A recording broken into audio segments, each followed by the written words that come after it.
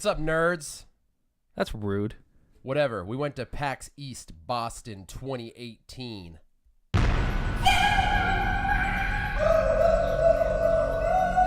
That's pretty much our entire trip there. You know? We only went 2 days. Mm-hmm. But yeah, you're not wrong. The whole time was just a vicious guitar solo.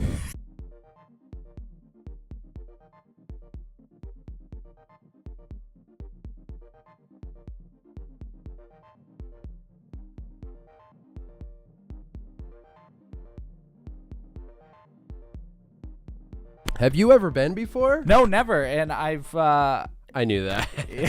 Are you sure? Okay. Okay. Well, I've been super excited because I've been hearing about it years and years for so long that there's this big gaming convention, and I love video games. If I had the option to marry them, I probably wouldn't, but I get pretty close. So you would lead them on. For a very long time. That's heartbreaking. My whole life until I die. That is the Notebook. That is. I mean, it's not. But. Yeah, but it's that level. So you finally went. Yep, with a companion. Thanks, Oscar. If only you went to PAX with just a cat. Justice Cat? Justice Cat. Yeah, that's what I'm cosplaying as. That's the thing that's happening. Mm-hmm. PAX was great. It was. So we've been to a convention before. We went to Boston Comic Con twice now. 2 years in a row. In a row. Pretty much veterans. Yeah, we are. We're pros at conventions. Pretty much pros. So I thought me personally anyways, I thought we had a good grip on what a convention's like. Yes. I think it was kind of a different atmosphere. Yeah. Yeah, absolutely it was. Comparatively anyways to Comic-Con, or at least Boston Comic-Con. Lots of lines on Friday anyways. Yeah. But it was way more interactive. Yeah. I think that was my favorite part about it was I got the chance to play these games, when it, at least compared to Comic-Con, like you get to see the comics, but you kind of have to purchase them to, enjoy them, to experience them. At least at PAX, you got to play the games. You got to see what they're like. Yeah, I feel like a lot of it is, now there are a couple different ways that you interact with creators at the convention or any convention, but the difference for me was like when you go to Comic-Con, you're like looking at art and meeting the creators that you've already experienced, like reading the comics and things like that. Not in all cases. In some cases, you're seeing things that haven't come out yet, and people are trying to get you stoked on like new books coming out and stuff like that. But that is, I would say, the majority of the percentage of what's going on at PAX is all these people like showcasing the new games coming out, from indies to the major developers, and it's super rad because you're talking to the developers. They're telling you like what their story was, what their history is with the game, their plans for the game, and then literally putting a controller in your hand, be like, here, play this before anybody else, and it's super awesome. And that's totally like the difference in the experience. Like you said, it's just way more, I guess I don't know if it's more interactive or if it's interactive in a different way. Yeah, I guess so, because you are still talking to the people and you are still experiencing their product at both conventions. But I don't know, I just feel like it's definitely a different layer of like, there's an added bonus because you get to kind of give them feedback. Like with a comic, when it's done, it's done. Like even if you think it's bad, they're not gonna necessarily change things. But if as far as like the product itself, yeah, it's like, whereas here, a lot of the indie developers were like, what could we change? Because the product's still in development. Yeah. Which that's definitely like an interesting dynamic. So do you have a preference, PAX or Comic-Con? PAX for sure. Really? Yeah. Wow. Well, I mean, I'm much more of a gamer than I am like a comic person. Although Sure. I do highly appreciate the art that's available at Boston Comic Con. Yeah. Oh, it's so and good. I do like the comics. There's no series that I'm like, oh my god, I want to meet the creator for this, as opposed to. See, I just made you sneeze. You were so. Anyways, as opposed to a developer, I want to meet them. I want to say, hey, your game's incredible. Can I kiss your feet? I didn't say that to anybody because I didn't see the right developer, but I feel weird. So let's talk about some of the games that we played before it gets any weirder over here. What was the first game we played? The first game we played, I think, was Soul Calibur. Soul Calibur 6. Wasn't it? Yes. So, hell of a way to start the convention. Seriously. So, right when we got there, right when you walk in, there was just this huge, blob of people in front of the convention center, you know? And we made it at a pretty good time, although we got sidetracked because we initially planned on getting a ride in, and then we took the wrong road, and by we I mean Brett. We were driving in Boston, and I missed a turn, and it added 30 minutes to our drive time. Okay? So we ended I up missed one turn. showing there like 10 minutes after they opened, which I thought was honestly the best time. It worked out, because yeah. we got pretty much right in. I mean, we had to wait outside for a little bit, but yeah, right when you walk in, I mean, there it is. There's the entire convention in front of you. You know, there's escalators that go down, and you're there. You're in it. And you walk in above everything in this particular convention center, so you're just looking out at the sea of developers. The first thing we walked by was the Blizzard display. Oh my god! And it was mental. Like I don't even. Who knows how big do you think that screen was that was just playing Warcraft? It had to be at least 100, 200 inches. It was unbelievable. And so 200 inches. Probably not that big. Yeah, it's not definitely not nearly. I just want to. It was big. Yeah, if it fell, it would have killed me. It was huge. Oh yeah, it would definitely kill someone. Yeah. So just massive like lay of the land was crazy, and getting the do you say the lay of the land was crazy? I don't. Yeah, usually, lay of the land is a term you use in a sentence like getting the lay of the land. Yeah. Well, that's. I mean, yeah, it was presented to you in a way that you had to learn. Thanks, Tim. Yeah. Back to me. So I want to just throw out there and suggest everybody go day 1 and day 2 minimum, but definitely those 2 days. Yeah. Personally, I loved going day 1 because it wasn't super crazy. A lot of room to move around. It was so big that like knowing where things were on day 2 when it got super nuts, I found to be very beneficial. So just a little piece of advice, a little tidbit. Yeah, from professionals who've gone 1 year. 1 year for 2 days. For 2 days. It was a 4-day convention. Yeah, this year was the first year they did Thursday. It's normally Friday, Saturday, Sunday.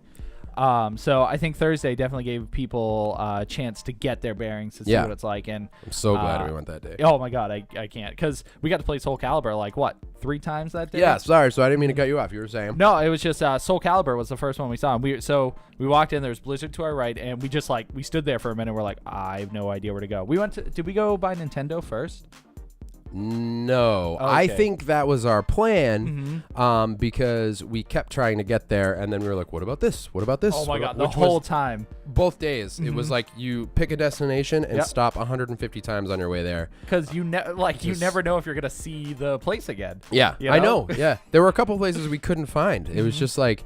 It was crazy, and even actually our last day, the last day we were there, the whole time like leading up to PAX, we were talking about like doing tournaments and different like the consoles they were going to have set up. Yeah, they had like a console free play run. Yeah, we didn't see them until 10 minutes before we left the building. Like never even saw the rooms. No. It was such a huge layout. I mean, multi-floor. I know. And then we found it. It was Smash going on. Dragon Ball Z. Marvel vs. Capcom. Street Fighter just 5. All fighting games, and everyone was getting into it. I was like, no! Yeah. And we had to leave. It was like, it was crazy.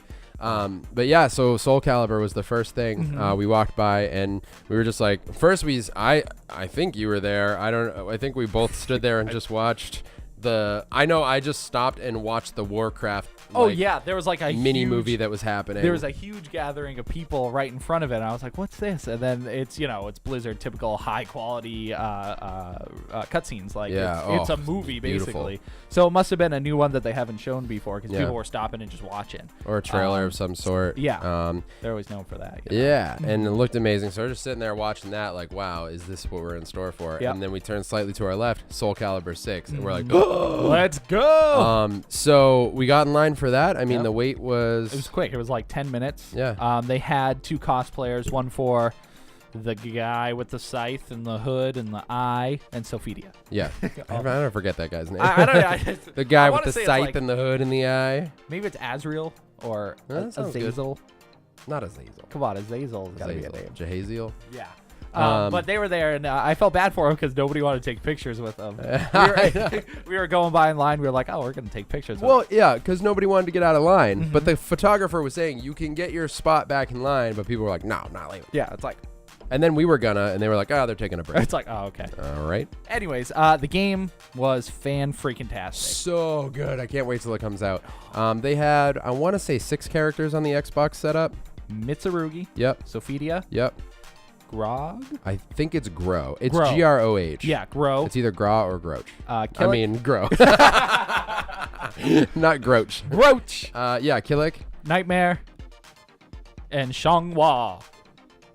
Oh yeah. 'Cause that's who you played as first. That's but right. I couldn't remember who. So, yeah, pretty solid lineup. Good range of characters. Tim and I had like just a throwdown both days. I think you won the first match of Soul Calibur. Yeah, because that was Nightmare. And that was it was messed up, just dude. a given win. Right there. Then I played as Grow, who was unbelievable. Dude, you crushed me with I Grow. did. I really liked him a lot. The game was so fluid. I cannot wait until it comes out. I love that series in general. I know, it's been so long. Soul Calibur 5 came out.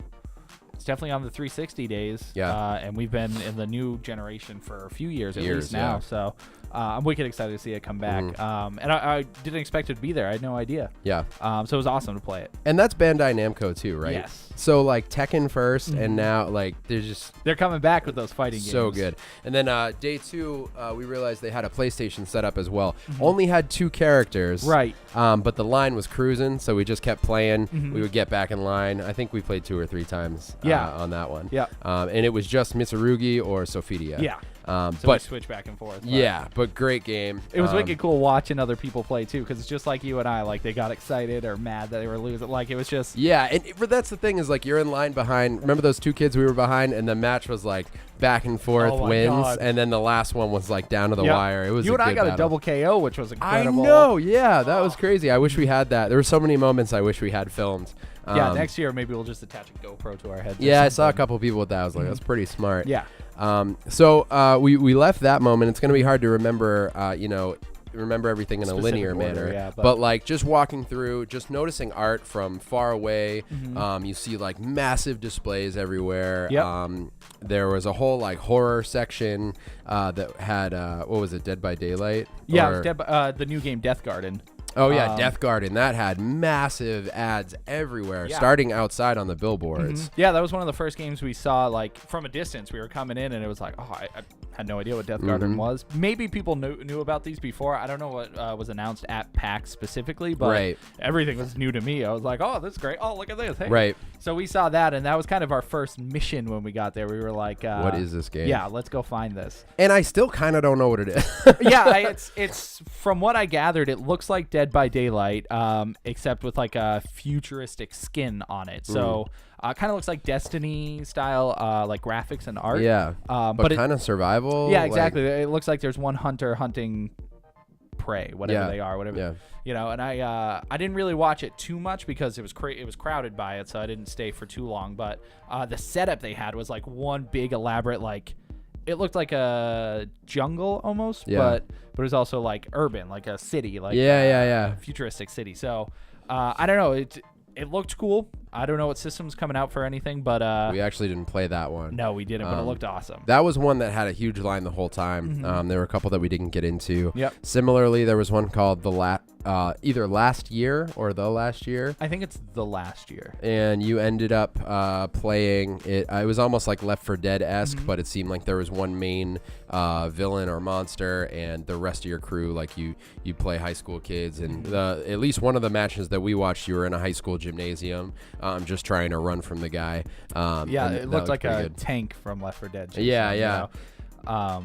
Their setup was nuts for that too. One thing we notice is nowadays games we always have a tendency to compare it to other things. Right. You know, it's hard for a game to be original, but it was so cool because there were a lot of games that were original. You know, one we saw, I have the thing right here for it, Tiny Tanks. Yeah. Which I haven't really played anything like that before. No. So that was a indie game that was part of this whole collection. Let me see, is the name on here? No, just the devs. Do you remember the name of the whole collective? It was, oh shoot, it's in my head. Yeah. But I can't find it now. I'll find it and put it right here while we're talking. But it was cool. It was a collection of indie games all under one umbrella. Yeah. I think I want to say it was 6 or 7 games, all just lined up across this one wall. Yep. There was a whole area that was all just indie developers, and it was so exciting. I mean, like, just going through and being like, wow, art I've never seen before for a game that's not out yet.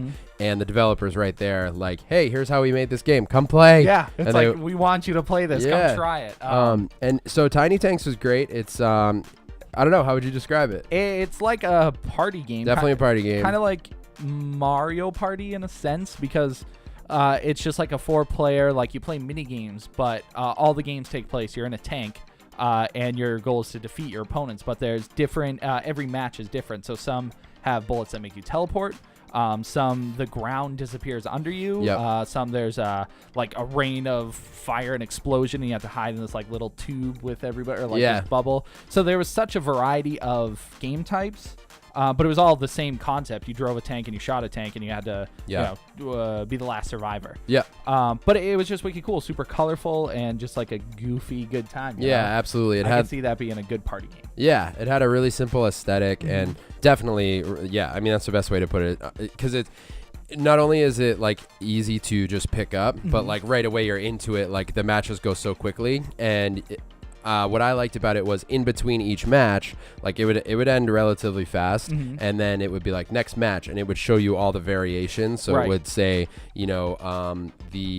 the kickback when you fire a bullet is enhanced in this one. So, in that one you would go to shoot and you would almost launch yourself off of the map. And so, after like doing 2 of them, it's like, oh, what's the next one going to be? What are they going to do in the next one? So, it sucked you into it pretty quickly. So that's coming out on Steam. 2018 is what they say on the back of the card. So could already be out. Oh yeah. I don't think it is, but I want to believe. Yeah.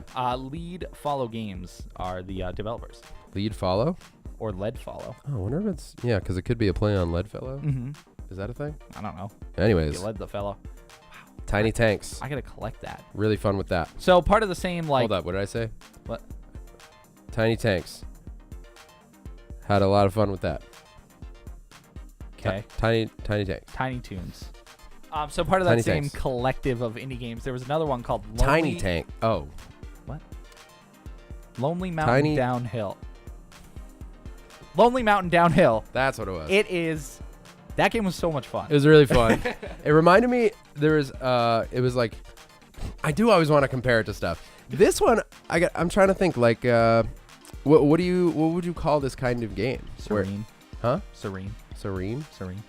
What does that mean? That means like peaceful, calm. Oh, I mean, I know what it means as a word. I thought that was like a type of game. Yeah, no. I guess it would be a sports game. What's that game where you're? Physics? What's the skiing game that used to be on everybody's Windows computer? Ski Free. Yeah, it's like Ski Free. Yeah, there's no giant monster chasing you the whole time though. That's all it's missing. Maybe they'll add that. The game's still in development. Yeah, definitely. It's a game. You start at the top of a hill. You're on a mountain bike, and you just got to make your way around the obstacles, and not fall off a mountain. Yeah, it's difficult, but kind of like Trials, where it's a quick restart every time. You're just like, I'm going down, let's go, and you learn it as you go through. The controls are wonky, but it works well for the game. Like you have 360 degrees of motion, but the camera's static. So like it's on you the whole time, but as you're going down the hill, you have to like press down because your character's facing downhill, but you have to press right. left. It's like I think it has a lot to do with the angle. Yeah. And it's not necessarily a bad thing, but it's kind of unique control wise because when you're trying to aim a certain direction, it almost feels like you're. I mean, and you can adjust the control settings, but it does feel a little bit like a little bit off kilter when you're trying to aim the bike in a certain way. Yeah. But it had that level of difficulty where you do want to try again and again. It has that feeling. We were talking to developers and saying like it has that feeling where okay, this is pretty hard, but I still feel like I can do it. Like every time you lost a level, you're like, oh, I feel like I know what I did wrong, and you immediately start it again. And had that sort of quick play feel that an app game would nowadays. But it is not a mobile game. No, it is not. It is also coming out on Steam later this year. A lot of these games were, they're close. They're close to coming out, and we got to play. I played this one a lot, and it's funny that one of the developers asked me what they could change in the game. Yeah. And I had a hard time saying anything because it's just like, I don't know. It did everything right, and I wasn't like disappointed with everything. I would say I changed the controls was the only like joke I could think of. But do you want the card? Yeah. What do you think I was pointing at? I don't know. I thought you scared of something over maybe there? there's a ghost. Maybe they're sitting in the closet. LonelyMountains.com, my friends. Check it out. We had a fun time with that. Yeah, really good. Whoa. You want to do that? This one? Yeah, you were all over that one. All right, so It's cool, we walked by a booth that caught my eye because I'm a huge survival horror fan, as you may know. And so I was trying to find that section that had this massive Dead by Daylight display. It was huge, and it took us forever to get to it. I felt like it was this distant oasis that we were trying to get to. It was just a mirage at the end. Yeah. So we finally got over there. I just wanted to see what was going on, and we went by a booth for a game called Perception. Perception's been out for a little while. Yep. Had you played it prior to that? I've seen gameplay, but no, I haven't played it myself. Okay. So conceptually, Perception is the dopest. I only got to play it for a couple minutes. Super cool experience. You play as a blind woman who your only way to see around you is by tapping your cane, which so you're essentially using echolocation to see. So essentially you're playing in darkness unless you tap the cane. The trick is when you tap the cane, that makes you more visible, and you're making a ruckus so things can find you. So that concept, super cool. Survival horror / thriller. Yeah, it's from ex-BioShock developers. Oh, that's right. I don't know how many actually worked on it, but there was big not controversy, but people were like, "Oh, how good is this game?" Because BioShock, it's incredible. Yeah. So there was a whole to do. Yes, exactly. Yeah. A whole to do. So I'm probably gonna love it. I haven't played the whole game yet, but I did sit down and play it on the Switch for a little bit. We'll probably do a Let's Play in it. I would love to. Yeah, really, really cool. And they were also showcasing that it just came out on VR. Oh, VR. Yeah, right. it was on Switch. Switch. So that experience in VR is probably terrifying. I know we didn't do that, huh? No, you didn't want to. You were like, "Oh, I'm scared." Well, VR. I feel you like don't like horror games in VR. That I don't. That's okay. But I feel like there's a lot of people with diseases there. Oh. I know they clean the headset and All stuff, right, but it I didn't think about grossed that. me out. I kind of back that. That's a little bit weird. Not that I eyeball disease, but if they have conjunctivitis or something, it'd be like, great. No, I didn't really think about that. But cool that they were showcasing that. Yep. I believe it had just come out. I don't even know if it... They said they were still working on it. Oh, okay. So that's an in development thing. Even one of the women at the booth, she was like, "Yeah, I tried it for a couple minutes," and I was like, "Nah, I'm good." No thanks.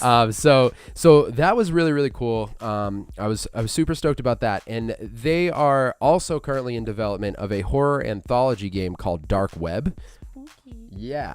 So they had a little bit of an experience going on there where they brought you into a I don't know. They would bring you behind this curtain, and there was a dark figure waiting for you behind the curtain, and they walked you through this little bit of an experience where you. I guess it's over now, right? So just say what it was. I don't spoil it for I know, anyone. it's funny. There was when you first get in, they show you an iPad, and it's like, do you promise not to take pictures, keep it a secret, and all this stuff? So I'll say it like this. They give you an experience of upcoming I guess different levels or different storylines in the upcoming game, because it is an anthology. There are going to be different episodes, and they were letting PAX East decide which episode the anthology is going to begin with. So they brought you over to a computer. You experienced each level in a way. I won't say how, because I don't want to. Just in case. I don't want to break any of the rules. You know what I mean? But it was cool. They were each different, and they each gave you like a distinct difference where you're like, oh, that one could be cool to start with. Oh, what about this one? Exactly. That's a good way to say it. Yeah, just enough where you could be like, all right, which one? And then you choose one. Yep. You turn around, and the dark figure presents you with a little token reward for taking part in making the decision. So what was really cool is that experience. I believe you were talking to one of the developers, right? Yeah, and he kind of explained that. Yeah, it was wicked cool. I was talking to the guy. He was the director, actually. And he was saying that ideally video games are like mini amusement parks.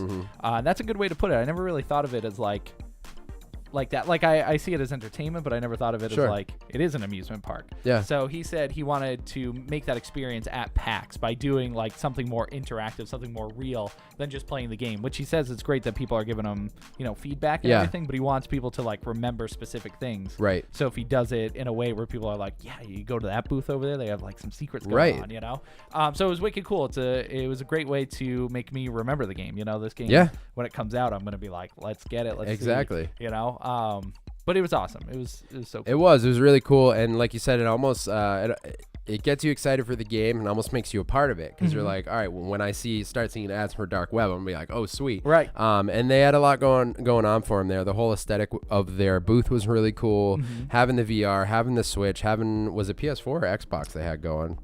PS4, I believe. Okay, they had one other console version going on. Yep. And that the behind the curtain experience was a one at a time thing. Yeah. So and they wouldn't say, like, when you would come out, they'd be like, don't tell anyone what just happened. Yep. So it was really, really cool. Now that game's still fully in development, not out yet. Perception is out, and by the looks of it, has won a bunch of awards already. The Deep End Games is who's responsible for these.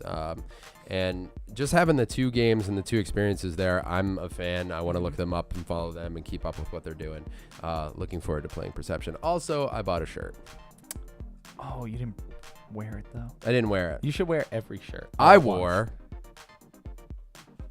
Steel Rats shirt. Steel Rats. That game was so interesting. This is the little thing I have for it. Doesn't matter. It's a sticker. Did you know that? Yeah, I did. Okay. I didn't want to stick it in anything. No, I get that. Not yet. Steel Rats was another booth we walked by. Yep. On like the corner of one of the aisles. Yeah, it was really like deep. It was Yeah. pretty much the last one before. Was it near the entrance or the opposite? One of direction? dude, I don't know where those doors led. It was. Yeah, it was. So, anyways, they were like deep in the corner, but they had a wicked cool booth. Like it was simple. Like they just had the 3 computers set up with each. You know, it's all the same game, but so it gave 3 different people the opportunity to play. Yeah.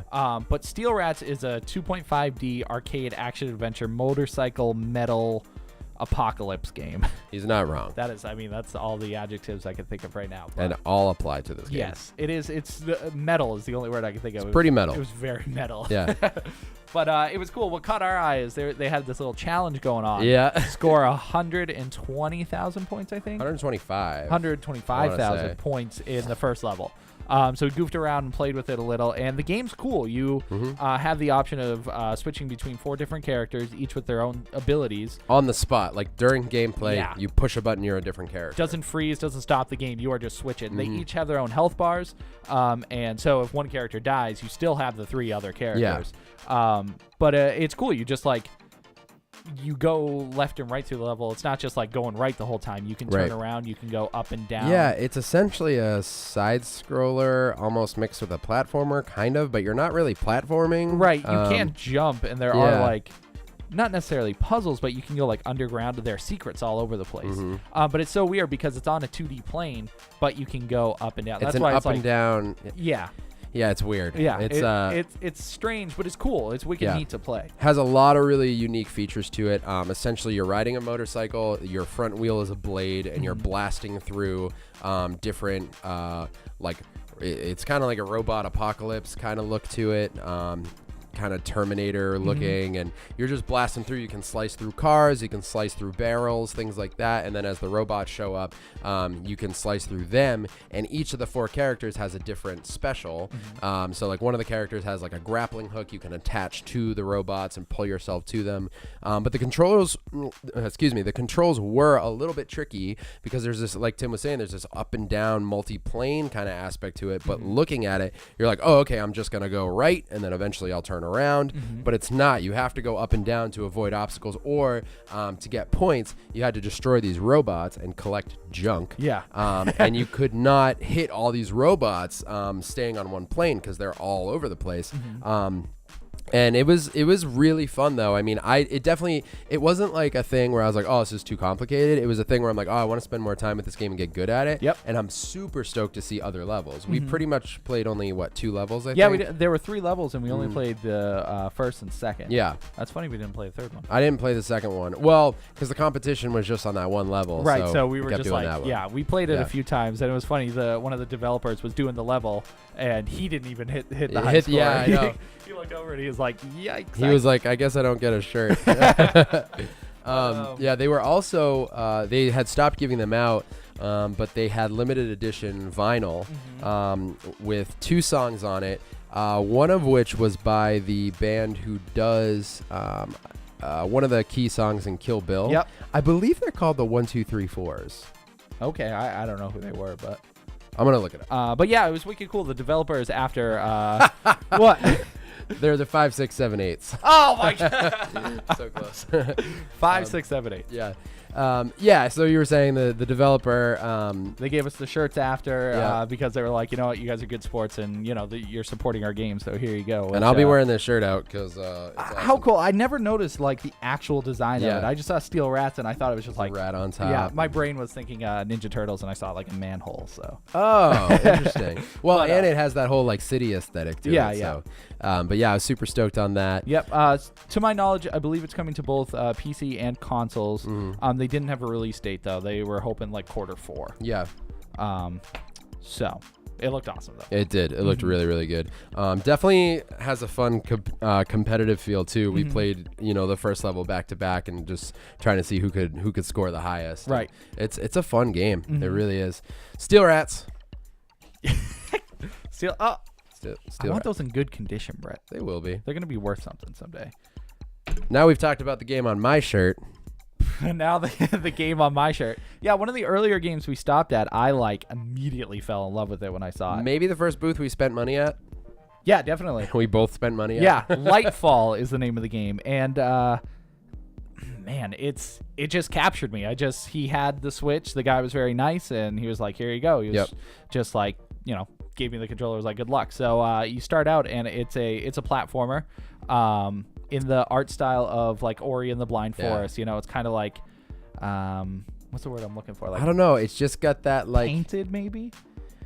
Whatever describes that indie feel that's somewhere between Limbo and Ori and the Blind Forest. Right. It's like it's all within that realm, that side scrolling, like really pretty like color palette, and there's something about the art that is like it's.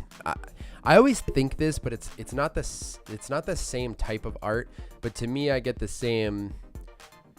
Like when you see like a Ghibli movie, right? You're like, oh, there's something about that art that makes it have that feel. Yep. I feel like a lot of these indie games have the same that feel. I don't know what you call it though. You know what I mean? Yeah, It's that really fluid, animated feel. I guess it almost feels. there's got to be a name for it, but we're not artists, so Yeah. I can't say. But I think that's what it is. It's the animation that feels like so smooth. yeah, It's like, super smooth. Yeah. And it's got that kind of fantastical feel to it. Yep. And it was so fun. Oh my god, the game, it was so cool because it's fast. That's what I loved Yeah, about it. right. You have a sprint button, and you can double jump and you can wall jump, and it's all at the beginning. So I just started running. I was like, here we go. And it was just so fun to play. There were like spikes coming at you. There was danger all over the place. I got a new move later on where I could make my own platforms appear. So that was cool. Yeah, there's a part where you're running through and you have to like jump and make platforms as you're sprinting. So I just like the mechanics were so simple but so entertaining. Yeah. And I really didn't want to play it too much because I want to buy it. Right. 'cause I want to experience it. In its full, even though it's already out on Steam. Yep, on Steam and Nintendo Switch. It's coming to Nintendo Switch like the end of April. It's wicked soon, so Yeah. I'm gonna pick that up. But I just like, I don't know. It was such a cool experience. Yeah, And it was definitely one of a couple where as soon as I played it, I was like, yeah, I'm gonna buy this. Yeah, this is already right away. I know. Mhm. It was funny. It was like our first like PAX experience too. Like we did Soul Calibur. Yeah. And I think we went to this place right after. I but- think so. Yeah, it caught our eye, and it was probably the first one where we like spoke to the developer Yep. or the gentleman who was hanging at the booth. Pretty sure they're all developers. I wasn't sure some of the times. Like Yeah, well, they could have like crew with them, just Right, helping them right. out or whatever, because it's all promotion. But he was awesome, and I mean, they do all kind of talk in that vernacular of like, we're working on it, Right. we this, we that. It's a whole- I'm a video game developer. Oh, but they were great. Yeah. They're all great. Lightfall, Yep. super charming little game. Yeah, That's how I feel. stoked on that Lightfall. So Mm-hmm. the big thing for Tim was he Oh. was flipping his lid about frickin' some stupid developer called Nintendo or company. Is a company a developer? Both. Groovy. So Nintendo, as they would, had this blocked off little jail cell of a space that It you was couldn't get big. into. Yeah, it was big. It was a big, beautiful jail cell filled with video games. Yes. You couldn't get into unless you A, had a pass, or B, stood in line forever.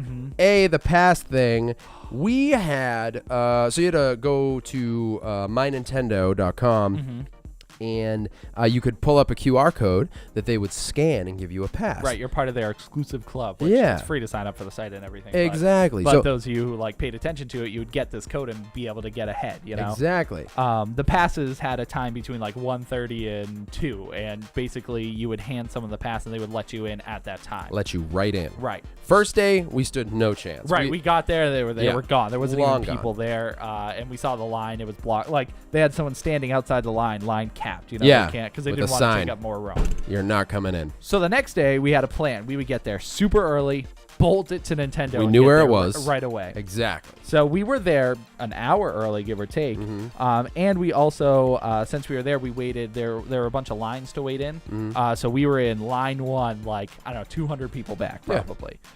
So we were like, okay, we're in. We're there. So they open the doors. We go in straight to Nintendo, and We stand in line. We're looking good. We are maybe 3 or 4 people away from the table. Yep. And the woman steps out and says, "Sorry, all the passes are gone." Like, I kid you not, like 3 people away. Seriously, they said they had 150 passes, and we were 2 to 3 people away. Like she could touch me It's so bad. and say I'm sorry. So I've thought about it, Yep. and if when we first got there, we did a little bit of walking around and stuff. If we went straight to that line, You think we would have made it quick I enough? think so. Here's the thing, though. It doesn't matter because we decided, well, we didn't get the passes. Let's just get in line right now. The line was already stacked. Yeah. We probably stood in line for an hour, Yeah, give or take. 45 minutes to an hour. Because when we went to the line, we were the next. Like the line was capped, and we were sitting right outside the cap, so we got in that line real quick. That's right. Yes, the lovely young lady who was holding the sign that said "line closed," which typically means like "go away." I was like, "Hey, can we just hang?" And she like let us hang there. And after a couple people got in, she let us in line. Yep. So thank God for her. We got in. It was dope. It was cool. They know what they're doing. Like how they just had all the screens set up and there were games just all over. Like it was a mini Nintendo arcade. Yeah, exactly. Yeah. And what was even so cool is they made a game out of playing the games. Every time you play the game, like you finish the demo or whatever, you got a ticket. And Chuck E. Cheese. it was. And you get this cool ticket that says Nintendo on it. And Yep. if you collect 2 of them, you can go and get a Nintendo Switch bag. Yeah. So it was wicked cool because it gave me an incentive to play more games than just like, oh, I wanted to go in there for Yep. my game that I wanted to play, SNK Heroines. Oh, so good. That game, it was a little choppy, but I think that's just because it's still in development. Yeah, I mean, so it was very reminiscent to me of Tatsunaku versus SNK. I don't know if you ever played that. Yeah. But that one felt a little like it was so fast paced that it was almost hard to enjoy. But it did have its appeal. It's just very different than like a lot of fighters you play on PlayStation or Xbox. Yep. But it felt like that a little bit. But after we played a couple rounds, I was pretty sold on it. Yeah, I knew before going in that I wanted to get it. It was Yeah. just like, it's a cool Japanese Nintendo like fighting game. Yeah, SNK, all female cast. Yep. And I did like the button setup of it. I know I need to learn it some more because Yeah. it was a little tricky at first because it's not like traditional games where you drop their health bar and they're dead. Once their health bar is down, you have to do a super move to That's finish them right. I off. forgot about that. That Right. was such a cool element. You literally cannot defeat them until you do your special. Although it was super hard for me to damage you. Once I was on low health, like Yeah. when you were gonna finish me off, I could not drop your health down. Like it was difficult. Yeah. So I think there is like kind of an element like, but it gives you the chance to come back no Right. matter what. Once your health's gone, you're like, I can still do this. Yeah, I can you still can win. still win. We'll see some crazy competitive matches on that game, I'm Yeah. sure. That was really fun. Pretty much right next to that game, there was a game called Garage that Yep. we had seen posted around. Pretty cool, like overhead shot style game. What do you call that when it's like It's you're isometric. No, I don't think it's was isometric. it like Diablo? Was it like a similar? Yeah, but that's more of like in the corner. This one's Right. like- It's like I don't know if There's how a many word people for it. remember Top down. like top down. I think top down. I don't know how many people remember like games on PlayStation like Loaded or Project Overkill. Oh God, that's a stretch. It is, but hey, if you haven't played those games, you should go play them because Yeah, they're great. They're good. So essentially, this is a game where it's essentially a zombie survival game, but everything in this game is trying to kill you. That was the first thing that the woman who was running that particular game She was like, listen, just a heads up, everything's trying to kill you. Even though she said that, there was a time where I rounded a corner and there were 2 cops. And I'm like, oh, these look like friendlies. I shouldn't shoot them. And she's like, remember, everything's trying to kill you. As she said that, they both turn around and start blasting me. And I'm like, oh, okay. So they're not zombies? They're not zombies. They're just... But everything is trying to kill you. Ooh, that's sketchy. Yeah, so it's a really, really fast pace. You're running around. The zombies are pretty quick. Once they see you, they like rush at you. It's just a really cool game. It has like a, I don't think it has like an, it was a little bit 8-bit feeling. I don't know if it was... It's supposed to look a little bit old school. Yeah, it's definitely pixel art. Yeah, exactly. And that was a really fun game, pretty fast paced. Yeah, I didn't even really look at it too much. It does look cool, like from the gameplay we saw, but right next to that, I was playing a game called Dead Cells. Yeah. That's like directly next to Lightfall. Those were my games. Those are the ones. Show, you know? Yeah, that game is a roguelike dungeon / hack and slash 2D side scroller. So basically the maps are randomly generated and you just get dropped into the world and you have to, continue, beat the game, basically go through. But there's so many, like when I was just thrown into the game, I just like, you start and you have a sword and then you can pick either a shield or a bow and then you just get thrown into it. And I don't know, I just picked it up real fast and I was just slicing my way through guys. Was it like Castlevania-esque? Kind of. Yeah, definitely in that, because you could like parry, you could... that was it basically because I had the shield, but you get like magic and stuff later on. That's cool. Different items. But it was like puzzles too. There were puzzles. You had to find keys to open doors. But yeah, it was wicked fluid. The game, like, it's like 60 frames, delicious, high quality graphics, explosions all over the place. It was just very pretty. Tim really liked it. I liked it a lot. And I did, apparently one of the developers, he was like, that was the best run I've seen all day. Because basically, I guess he was telling me that to get the Nintendo ticket there, you had to get through the beginning part. And he said a lot of people don't get through that beginning part. Really? Yeah, because it's like a tutorial, and so I got through that, and my run was like 8 minutes or something. And he said like that was the best. So it was exciting to get that from the developer. Nice. It was like, dude, you crushed my game. Well done, sir. So it was fun. That's coming to Switch. That's already out on PC. It might be on other consoles, but I'll get it for Switch. What was it called again? Dead Cells. Dead Cells. Yeah, that was a really cool experience, just being in that little Nintendo nook for a little while. There were a bunch of other games. This game Brawlhalla that we played for a while. Yeah, that's out. That's on PS4 and PC. It's like a Smash Bros. Clone. Yep. Very same concept. You beat up people until their health is in the red, and then you knock them out of the map. Yeah, launch them off the stage. Yep, free to play. So check it out. It's fun. There are a lot of characters, but it'll cost you a lot of hours or time to accrue them. It is that free to play concept, so it's still cool, but you have to dedicate some time. It is fun. Definitely has that Smash feel to it if you're looking for something a little bit different, and each character has 2 unique special items that they can pick up during the fight, which is pretty cool. Yep. Overall, it was a pretty fun game. And there was so much other stuff going on there. Incredible merch booths. I picked up a Fatal Fury hat, like the official. I wish you had that. That was so cool. I know. The official Terry Bogard hat from Fatal Fury. I love it so much. I also got this unbelievable Neo Geo long sleeve that I love.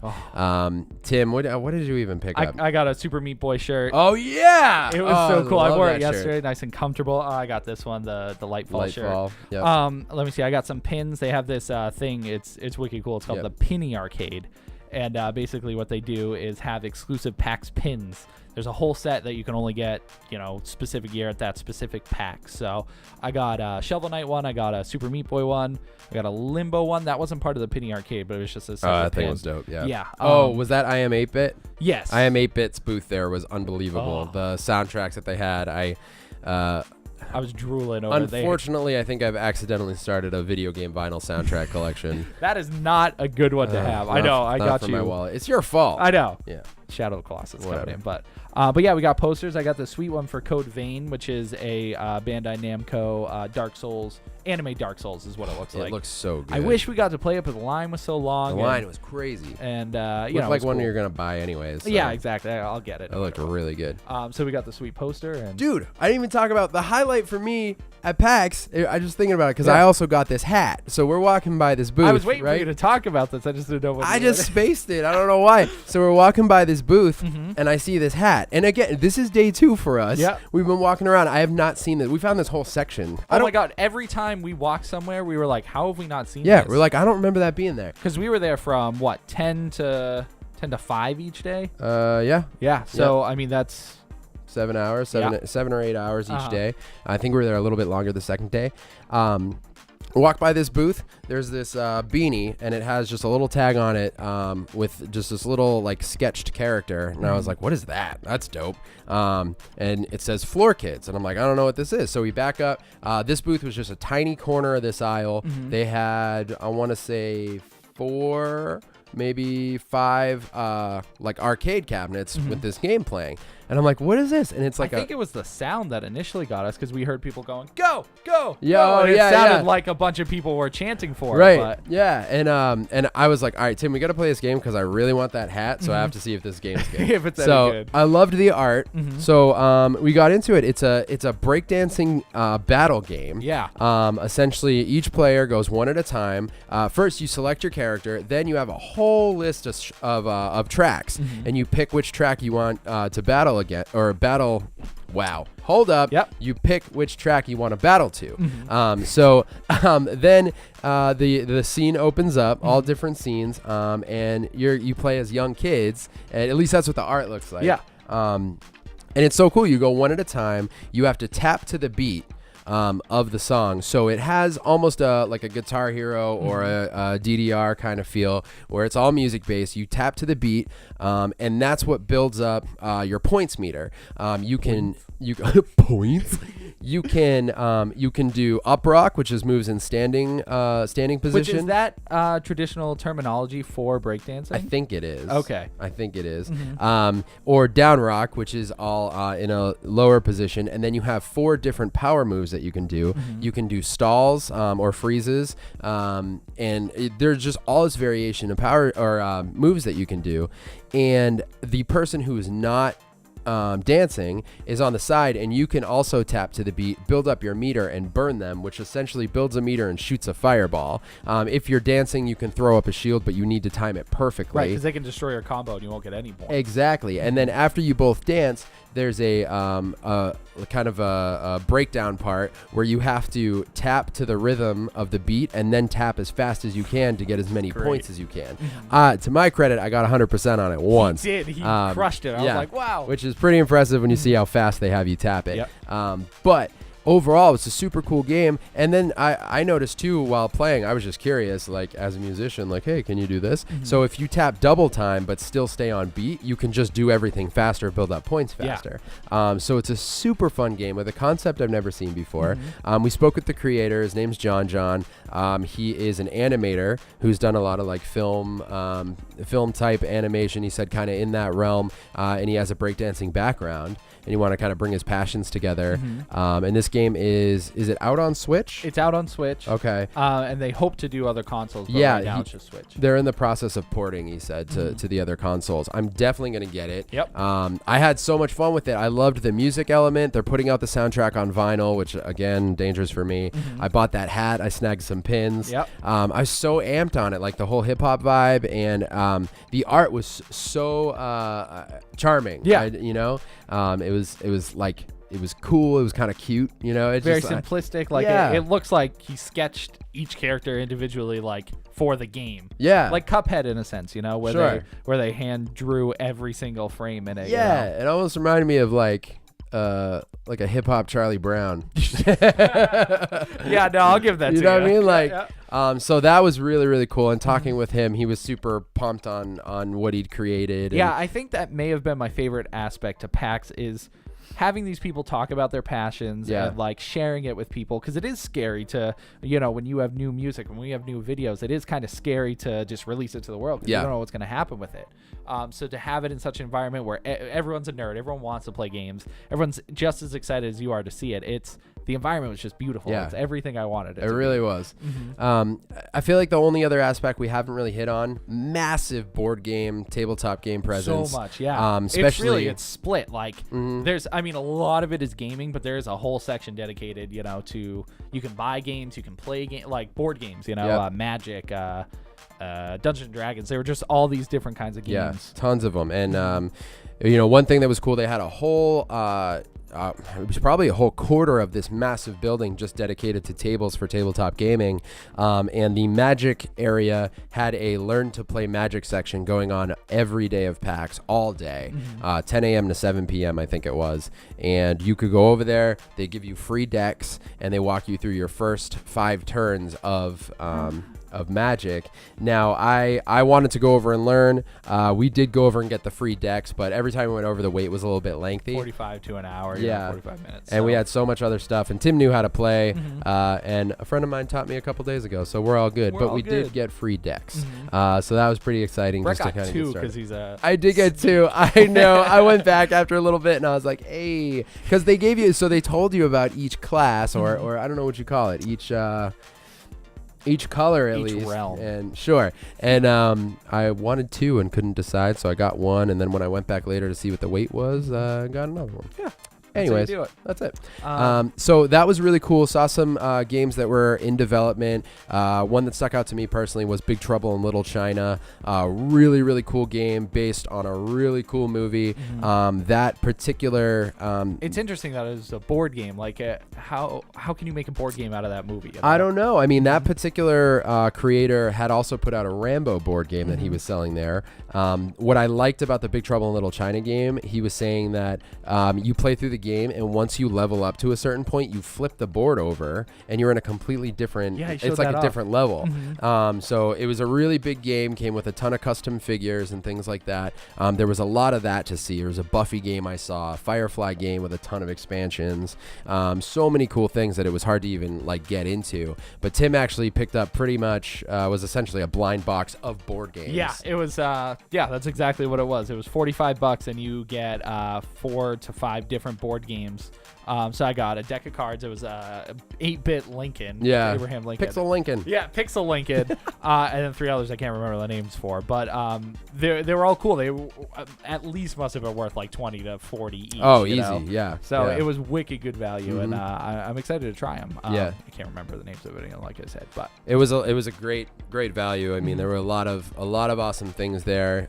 We were there the 2 days. Yep. And definitely didn't see everything. No, I wish we were there another day, but I was so dead by the second day. I wouldn't have survived. People do it for 4 days in cosplay for those 4 days. I know, right? Can't even imagine. No, crazy. But speaking of cosplay, awesome there. People dressed up as game characters, movie characters. And people were killing. I saw so many good outfits, and I wish I got more pictures with everybody. Yeah. But it's always, I feel bad for them because they're there to experience it as well. And how often do people stop there? And it's like, hey, let's take a picture. True, yeah. Some people were there just as cosplay to take pictures. Right, yeah. Even some of the people on the promotional teams for some of the games. Yep. Like, what was that one? There was a game that was it Ashes? Something about Ashes. Ashen? No. Ashes of Creation? That we definitely saw that. Yeah. There was someone there just like cosplaying as one of the characters. So they were just there as a promotional. Same with part Code of the Vein. There was team. that. Oh yeah, no, that's what I'm thinking. of. Yeah, Code Vein. Yeah, she was just there as part of the promo team. And her cosplay was unbelievable. Insane. I never even played the game. I was like, that's amazing. I want to play it just for that. Yeah, exactly. It's so funny because on Instagram when I post these pictures, I don't know how they find it, but the cosplayers actually like comment. They're like, hey, this is me. Thanks for doing that. I'm like, whoa, hey, you're a real person. Yeah. right. Not just someone, You're not actually Princess Peach. Right. Oh, I didn't know. What a shame. So there's cosplay. So I think next year we definitely got to hit the console room. There was a whole room dedicated to Jackbox games. We walked by it, which it's funny. They announced Jackbox Party 5. Really? Yeah, they announced the 5th game. So at PAX while they were doing the games. But yeah, it was cool. You know, people were just sitting down and watching people play on this big stage. Yep.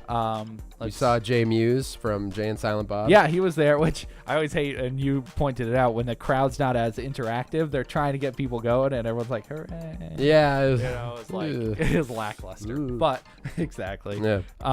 Let's see. I don't know what else there was. It was just, it was great. We wanted to give you guys a little bit of a quicker recap. Yeah, a quicker recap.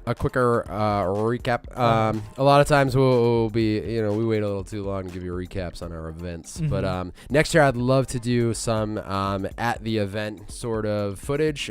This year, I mean, we just talked with a bunch of developers. I'd love to turn them into actual like on camera discussions next year. Yep. Whether it's an interview feel or just giving them a platform to be like, hey, tell us everything about your game. I'd love to like splice that in or make like a montage next year, because we talked to a lot of cool people this year. Definitely make it to a PAX event if you can. Yeah, they have PAX East, PAX West, and I think just PAX. That's the one in Seattle? I believe so, yeah. Okay. And so there's so many different other kinds of gaming events. This is just the big one that's gotten traction. There is E3, but that's tougher because that's more for like developers and like news outlets, not as much for the people, but you still can get in it. So there's that, and there's other events all over the place. There's always gaming expos, but totally worth going to this. And it's good to go, like, even if you're uncomfortable or like don't really like the convention atmosphere, go on a Sunday, because that's generally the day when they're slowing down and like they're trying to get rid of stuff. Like, it's a good day to get like potentially the best of what it could be. Sure. Yeah. Because the busy days are awesome, and there's so many panels and events, which we didn't touch any of those. You know, we want to do tournaments, we want to do panels, but you know, it takes a few hours, and since it was our first time, we didn't want to miss out on anything because we were, you know, sitting in a panel or whatever. Exactly. But yeah, check it out. You got to do 2 days. 2 days for sure. It's too much for one day. You got to do at least 2 days. Yeah, because on our second day, we were still, there were still so many things we didn't even sit down and play, but it was, just awesome. Great experience, and definitely want to go again next year. Cheap, too. It's like $50 a day, 50 to 60, which I don't think super expensive to play all these games for free and get all this free stuff, you know? For sure. And there's food available, there's drinks there, so it's a good environment. It's a good environment. Whenever there's food and drinks, it's a good environment. Yeah, you just win in the end. Everybody's a winner. Well, that was our PAX review. Is that a review? Not really a review. It was kind of reviewy. Yeah. You have a lot of awesome games to look forward to. Keep an eye out for Steel Rats, and go download Lightfall, and Soul Calibur is gonna be so good. Soul Calibur. Sorry, I said it weird. The word came out funny, and then I had to. Calibur. Soul Calibur 6. All right, we're gonna go before we die. Later, y'all. Podcast this week too. Download that. All right. What podcast? It depends when you watch this. Yeah, so there's just podcasts every week for you guys. Yeah, whatever. I'm going to say at the end of every video. Yeah. Go download the podcast. Keep up podcasts. Yeah. Thanks for watching. And if you guys want to leave a comment saying we suck at talking about PAX or we're the best at talking about PAX, I'd like to know. There are other options too. You don't have to pick one of those extremes. Yeah. If you want us to talk about other things, we could discuss Mega Man. Did you go to PAX? What did you play? See, Brett's... What did you... Yeah. Yeah, what did you play? What'd you play? What'd you get? Are you a developer? Yeah. What? Sorry. Did we talk about your game? Did we talk about your game? If we did, don't tell us. Don't. No. What? All right, thanks for watching. See ya.